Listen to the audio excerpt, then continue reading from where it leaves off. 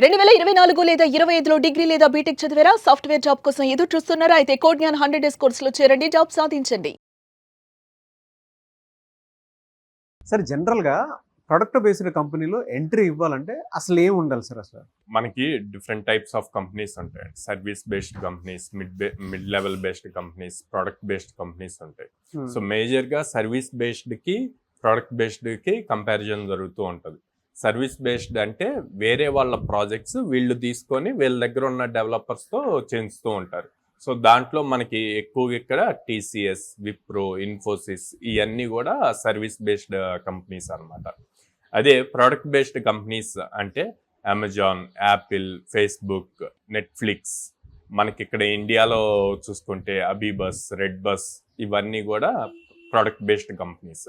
So ఈ product based కంపెనీస్లో jobs రావాలి అంటే కనుక రెగ్యులర్గా ప్రిపేర్ అయితే యూజ్ అవ్వదు.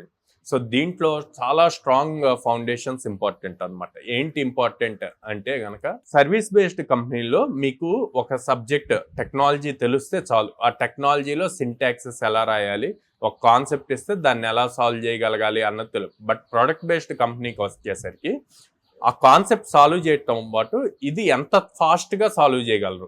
ఓకే, అంటే మీరు రాసిన కోడ్ ఎంత ఫాస్ట్గా కంపైల్ అవ్వగలదు, ఎగ్జిక్యూట్ అవ్వగలదు అన్నది కూడా చెక్ చేస్తారు. అట్ ద సేమ్ టైం ఈ లాజిక్ వల్ల ఎంత ఎఫిషియన్సీ ఉంది అండ్ దీనివల్ల ప్రాజెక్ట్ మనం స్కేల్ చేస్తే ఎలాంటి ఇష్యూస్ రాకుండా ఉంటాయి అన్నది కూడా ఇంపార్టెంట్. సో ఇవన్నీ ఇన్ డీటెయిల్డ్గా నేర్చుకోవాలి అంటే డిఎస్ఏ నేర్చుకోవాలి, డేటా స్ట్రక్చర్స్ అండ్ అల్గరిథమ్స్ నేర్చుకోవాలి. సో దాంతోపాటు ఆబ్జెక్ట్ ఓరియంటెడ్ ప్రిన్సిపల్స్ అన్నవి చాలా ఇంపార్టెంట్ అనమాట. సో ప్రతి మీరు ఏది తీసుకున్నా కూడా మ్యాక్సిమం ఆబ్జెక్ట్ ఓరియంటెడ్ కాన్సెప్ట్స్ మీదే రన్ అవుతూ ఉంటుంది.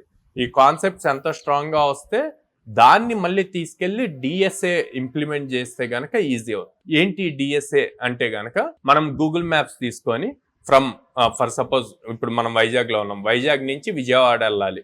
So Vizag to Vijayawada route పెట్టాము అంటే కనుక అది ఒక పాత్ చూపిస్తుంది, పక్కన మళ్ళీ షాడో కలర్ లో అదర్ పాత్స్ కూడా చూపిస్తుంది. డైరెక్ట్ పాత్ లో టోల్ గేట్స్ ఉంటాయి, అదర్ పాత్స్ లో టోల్ గేట్స్ లేకుండా కూడా చూపిస్తుంది. అట్ ద సేమ్ టైం ఏం చూపిస్తుంది, మీకు ఎంత టైంలో వెళ్తాము అన్నది కూడా చూపిస్తుంది. ఇదంతా కూడా జరిగేది మ్యాప్స్ బేస్ చేసుకొని డిఎస్ఏ అల్గరిథమ్సే వర్క్ అవుతాయి. ఆ బ్యాక్గ్రౌండ్ లో అల్గరిథమ్స్ ఎప్పటికప్పుడు ఈ టైం డ్యూరేషన్లో ట్రాఫిక్ ఎక్కువ ఉంటుంది, ఈ ట్రాఫిక్ ఎక్కువ ఉంటుంది కాబట్టి మీరు ఇంత టైంలో వెళ్తారు అన్నది ఇంపార్టెంట్. అంత ఇన్డెప్త్ డిఎస్ఏ కోడింగ్ ఉంటుంది అన్నమాట. ఇది నేర్చుకోవటానికి minimum 6 to 12 months time spend చేయాలి. సో ఫోకస్డ్గా డైలీ 3 to 4 hours పెట్టుకొని 6 to 12 months ఫోకస్డ్గా ట్రై చేస్తే అప్పుడు మీరు ప్రోడక్ట్ బేస్డ్ కంపెనీస్కి ఎలిజిబిలిటీ అవుతారు. అండ్ ఎలా ట్రై చేయొచ్చు అంటే మనం కాన్సెప్ట్ నేర్చుకుంటాం. చాలా కోడింగ్ ప్లాట్ఫామ్స్ ఉంటాయి. ఏంటి కోడింగ్ ప్లాట్ఫామ్స్ అంటే హ్యాకర్ ర్యాంక్, హ్యాకర్ ఎత్, కోడ్ చెఫ్, లీడ్ కోడ్, ఈ 4 ప్లాట్ఫామ్స్ని ప్రాపర్గా యూజ్ చేసుకుంటే కనుక మీకు ఈజీ అవుతుంది అనమాట. ఎలా యూజ్ చేసుకోవాలి అంటే ఫర్ సపోజ్ హ్యాకర్ ర్యాంక్లో కనుక మీరు 5 star బ్యాడ్జ్ కనుక తెచ్చుకోగలిగితే అంటే ఆ క్వశ్చన్స్ అన్నీ సాల్వ్ చేసి, ఇందులో లో అంటే ఈజీ నుంచి మీడియం వరకు ఉంటాయండి.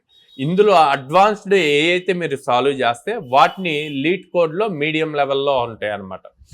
లీడ్ కోడ్లో మీరు 300 to 400 ప్రాబ్లమ్స్ సాల్వ్ చేశారు అంటే కనుక మీరు ఖచ్చితంగా ప్రోడక్ట్ బేస్డ్ కంపెనీని క్రాక్ చేయగలుగుతారు, అంత నాలెడ్జ్ వస్తుంది.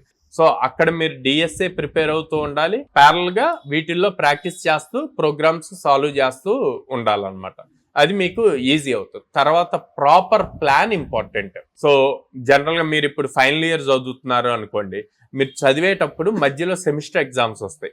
ఆ సెమిస్టర్ ఎగ్జామ్స్ని ఈక్వల్గా డివైడ్ చేసుకుంటూ మీరు ప్రాపర్ ప్లాన్ చేసుకోవాలి. అట్లా కాకుండా ఓకే నేను నెక్స్ట్ 4 months డిఎస్ఏ ప్రిపేర్ అవుతాను అని మధ్యలో సెమిస్టర్ ఎగ్జామ్స్ వచ్చి ఎగ్జామ్స్కి ప్రిపేర్ అవుతూ బ్రేక్ తీసుకొని డీవియేట్ అయిపోతారు. అట్లా కాకుండా నేను నెక్స్ట్ 15 days ఈ అల్గరిథం నేర్చుకుంటాను, ఈ అల్గరిథం మీద ఉన్న ప్రోగ్రామ్స్ అన్నీ కూడా నేను సాల్వ్ చేస్తాను, మళ్ళీ నెక్స్ట్ 15 days ఈ అల్గరిథం ఇట్లా మనకి డిఎస్ఏలో అబోవ్ 15+ అల్గరిథమ్స్ ఉన్నాయన్నమాట. అట్లా ప్రాపర్ ప్లాన్ చేసుకుంటే మీరు ఇన్ డెప్త్ గా ప్రతి అల్గరిథంని నేర్చుకోగలుగుతారు.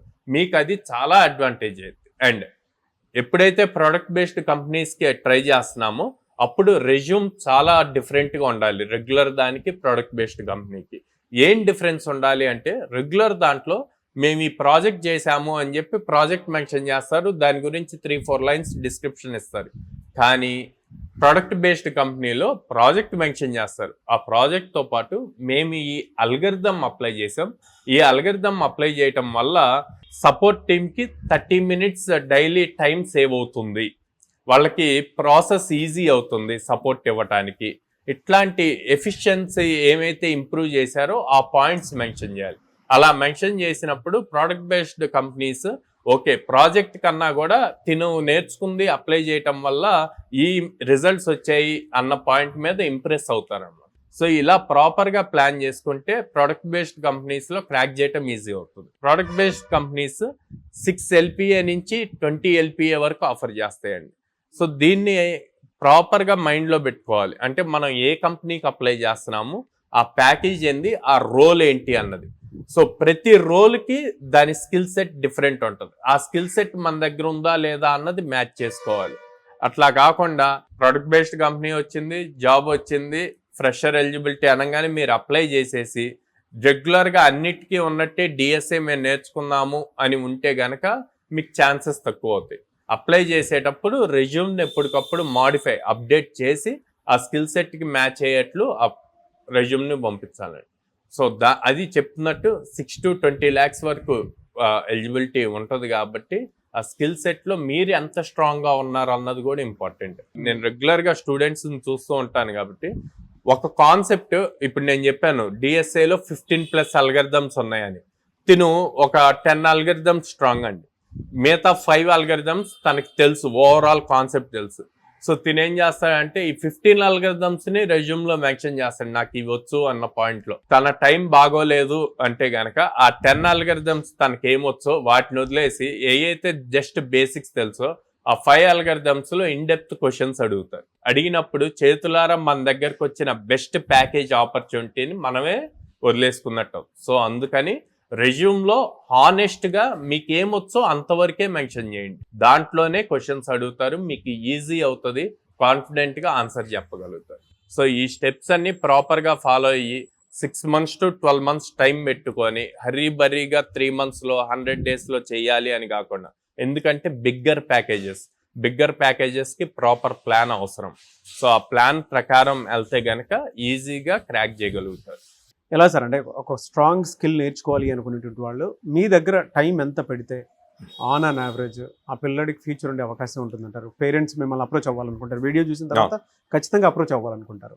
మా దగ్గర like per day 8 hours focus చేస్తాం. 6 hours క్లాస్ ఉంటుంది, మళ్ళీ ఒక 1.5 hourకి సరిపోయేంత అసైన్మెంట్స్ ఉంటాయి, డైలీ 1/2 hour ఎగ్జామ్ ఉంటుంది. సో 8 hours ఫోకస్డ్గా స్టూడెంట్ కనుక చెప్పినట్టు చేయగలిగితే కనుక ఈజీగా 100 days లోపే జాబ్ క్రాక్ చేయగలరు. దానికి చాలా ప్రూఫ్స్ ప్రీవియస్ మీరు చాలా మంది స్టూడెంట్స్ ని తీసుకున్నారు.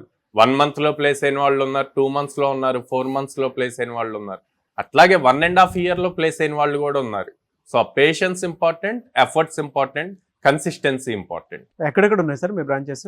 సో విజయవాడ మొగల్రాజ్పురంలో ఉందండి, హైదరాబాద్ JN2 మెట్రో స్టేషన్ దగ్గర ఉంది, and Vizag Dwarakanagar first line లో ఉంది.